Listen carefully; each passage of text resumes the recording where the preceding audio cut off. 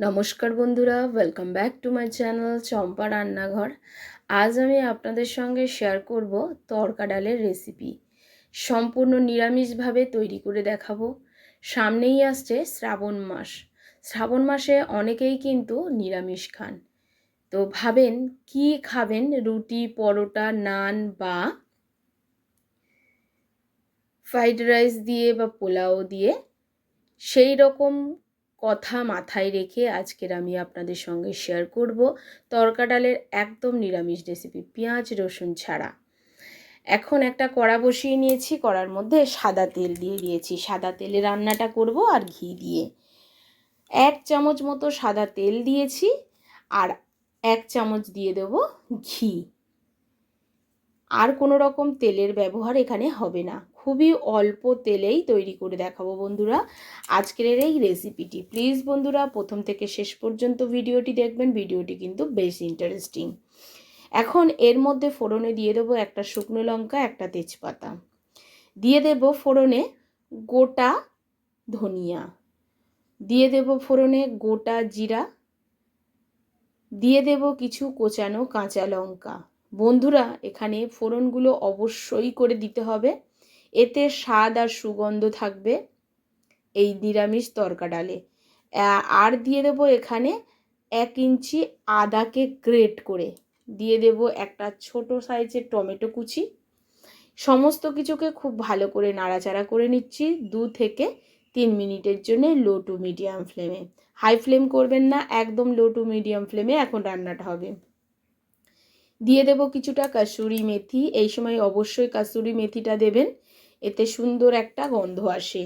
আর দিয়ে দিতে হবে হিং। যেহেতু এখানে নিরামিষ রান্নাটা হবে তার জন্য এখানে হিং আর কাসুরি মেথিটা অবশ্যই করে দেবেন। হিং আর কাসুরি মেথিটাকে দিয়ে একটু নাড়াচাড়া করে নিচ্ছি। আজকের রান্নাতে কিছু আমি আলু ব্যবহার করছি, তবে আপনারা চাইলে আলুটাকে স্কিপ করতে পারেন। ছোট ছোট আলু আমি একটু কেটে নিয়েছি। এই আলুটাকে আমি প্রথমে একটু নাড়াচাড়া করে ভেজে নিচ্ছি টমেটোর সাথে। অনেকেই কিন্তু এই ডালটা এই রকমভাবে রান্না করে কোনো রকম ভাত, রুটি, পরোটার সঙ্গে নয়, শুধুই খায়। এবারে আলুটাকে হালকা করে ভেজে নেওয়ার পরে দিয়ে দিচ্ছি পরিমাণ মতো হলুদ গুঁড়ো, দিয়ে দেবো জিরা গুঁড়ো, দিয়ে দেবো লঙ্কা গুঁড়ো, দিয়ে দেব হলুদ গুঁড়ো আর দিয়ে দেব ধনিয়া গুঁড়ো। সমস্ত গুঁড়ো মশলাগুলোকে ঠিক এই সময় আলুর সাথে দিয়ে খুব ভালো করে কষাতে হবে বন্ধুরা। আমি আজকের ডালটা সিদ্ধ করে নয়, প্রথমে কাঁচা ডালটাকে কষিয়ে নিয়ে তারপরে সেদ্ধ করব। এবারে এটা আলুটাকে মশলা দিয়ে একটু নাড়াচাড়া করে কষিয়ে নিচ্ছি।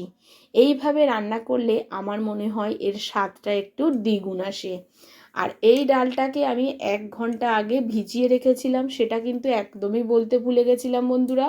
অবশ্যই এই সবুজ মুগ ডালটাকে অন্তত রান্নার আধ ঘন্টা থেকে 1 ঘন্টা আগে ধুয়ে পরিষ্কার করে ভিজিয়ে রাখবেন।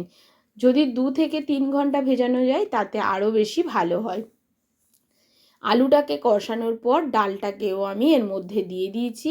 এখন ডাল আর আলুটাকে মশলার সঙ্গে খুব ভালো করে কষাবো।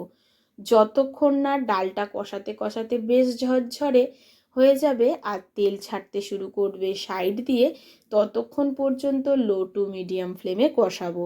আবারও বলছি, হাই ফ্লেম করবেন না, একটু আস্তে ধীরে সুস্থে রান্নাটা করলে এই ডালটার টেস্টটা অনেকটা অসাধারণ আসে।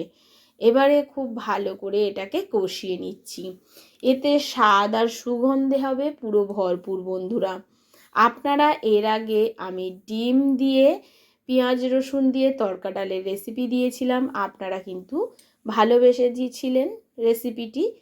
আজ আবারও আমি নিরামিষ রেসিপি আপনাদের সঙ্গে শেয়ার করছি।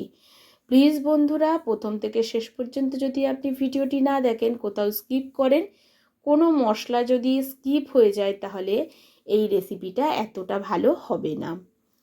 দেখুন খুব সুন্দর ঝরঝরে হয়ে গেছে। এখন আপনি এই কড়ার মধ্যেই গরম জল দিয়ে দিতে পারেন সেদ্ধ করার জন্য পরিমাণ মতো। তবে রান্নাটা যাতে একটু তাড়াতাড়ি হয়, গ্যাসটা সাশ্রয় হয়, তার জন্যে আমি কষিয়ে নিয়ে প্রেশার কুকারে দিয়ে দিলাম ডালগুলোকে। প্রেশার কুকারে দিয়ে দেওয়ার পরে এই কড়াতে আমি প্রায় 1 বাটি মতো জল একটু গরম করে নেব, কারণ এই প্রেশার কুকারের মধ্যে উষ্ণ গরম জলটাই দিতে হবে। খুব বেশি জল দিলে আবার হবে না, পরিমাণ মতো জল দিতে হবে। 1 বাটি মতো আমি উষ্ণ গরম জল করে নিয়েছি ওই কড়াতে। তাতে কি হলো, কড়ার মধ্যে যে মশলাগুলো ছিল সেগুলো খুব ভালো করে ধুয়ে কিন্তু আমি প্রেশার কুকারে দিয়ে দিতে পারলাম। আর এইভাবে এবার ঢাকাটা চাপা দিয়ে এটাকে আমি মাত্র 2খানা সিটি দেব। আপনারা ডালের কোয়ালিটি অনুযায়ী সিটিটা দেবেন, মাথায় রাখবেন ডালটা যাতে গলে না যায়। এবারে প্রেশার কুকারটা সিটি হলে ঠান্ডা হতে দেবো। হাত দিয়ে চাপলে ডাল গলে যাবে, অথচ দেখতে মনে হবে গোটা গোটা, কিন্তু ডাল যাতে গলে না যায় মাথায় রাখবেন, তাহলে খেতে একদমই ভালো হবে না। এবারে ঠান্ডা হলে প্রেশারের ঢাকনাটা খুলে দিলাম।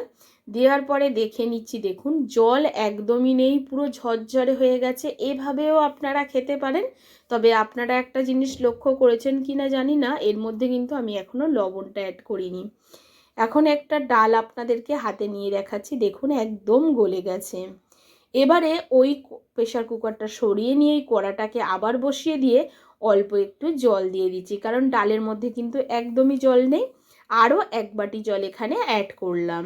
দিয়ে দিচ্ছি এর মধ্যে পরিমাণ মতো লবণ।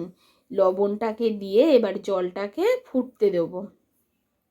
যখন জলের মধ্যে হালকা ফুট আসবে তখন এর মধ্যেও সেদ্ধ করা ডালটাকে আমি দিয়ে দেবো।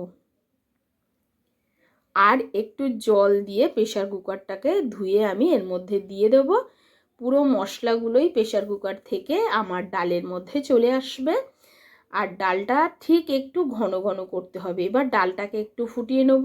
এই সময় যদি আপনারা 2-4টে ডাল একটু ঘেঁটেও দিতে পারেন হাতা বা খুন্তি দিয়ে। এবারে দিয়ে দিচ্ছি পরিমাণ মতো মিষ্টি।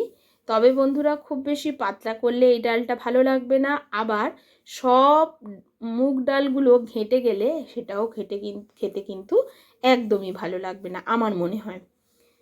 এবারে ওপর দিয়ে দিচ্ছি কিছুটা গরম মশলার গুঁড়ো। তবে আপনারা চাইলে এখানে যে কোনো ভাজা মশলাও ব্যবহার করতে পারেন। গরম মশলাটা দিয়ে একটু নাড়াচাড়া করে দিচ্ছি। দেখুন এখন কত সুন্দর স্ট্রাকচারটা বা ঘনত্বটা হয়েছে তড়কা ডালের, আশা করি বুঝতে পারছেন।